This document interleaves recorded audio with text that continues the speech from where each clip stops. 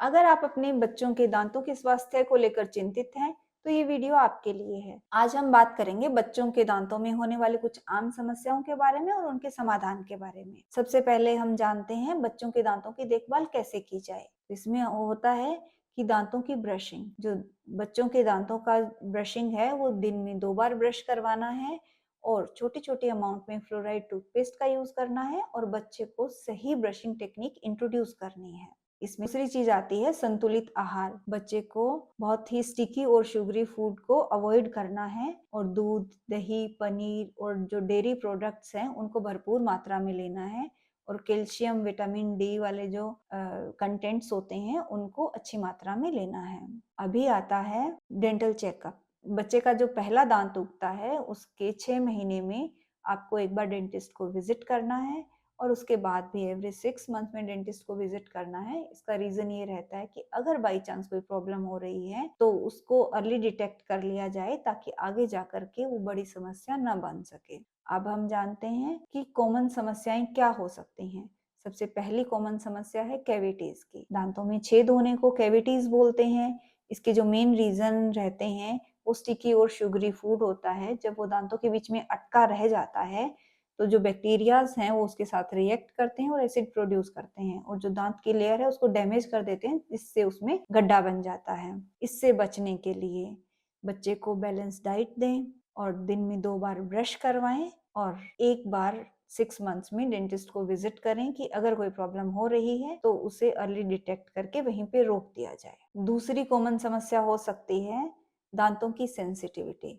दांतों की सेंसिटिविटी बच्चों में बहुत ही कॉमनली होती है। ये जो दांतों के ऊपरी लेयर है उसके डैमेज होने की वजह से हो सकती है। बच्चे क्या करते हैं कि दूध पीते पीते सो जाते हैं तो उनके जो ऊपर की लेयर होती है दांतों की वो डैमेज हो जाती है, जिसे हम नर्सिंग बोतल कैरीज कहते हैं। ये बच्चों में बहुत ही कॉमन समस्या होती है। तो इस तरह की समस्याएं नहीं हो उसके लिए बच्चा जब सोए तो उसका जो लास्ट ड्रिंक हो वो प्लेन वाटर होना चाहिए, ना कि दूध या जूस। और सोए उससे पहले आपको उसे ब्रश करवा करके सुलाना है। जो तीसरी समस्या हो सकती है वो गम डिजीज हो सकती है। गम डिजीज का मतलब है कि मसूड़ों से खून आना या फिर मसूड़ों में दर्द होना। इसके जो मेन रीजन होते हैं वो रहते हैं कि बहुत ही हार्डली ब्रश किया गया है या फिर कुछ हार्ड फूड है वो वहां उससे मसूड़ों पे चोट लग गई है।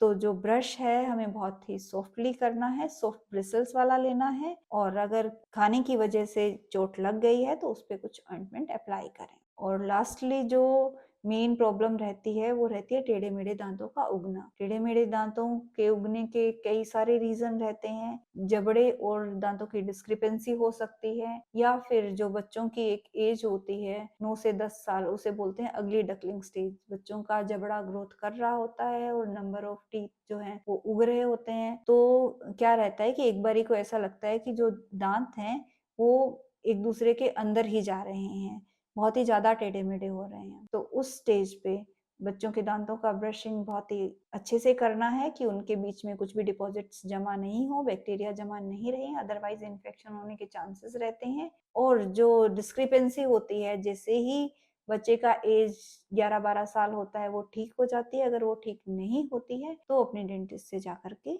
मिलें। इस तरह की और भी जानकारी के लिए हमारे चैनल को लाइक, शेयर और सब्सक्राइब करें।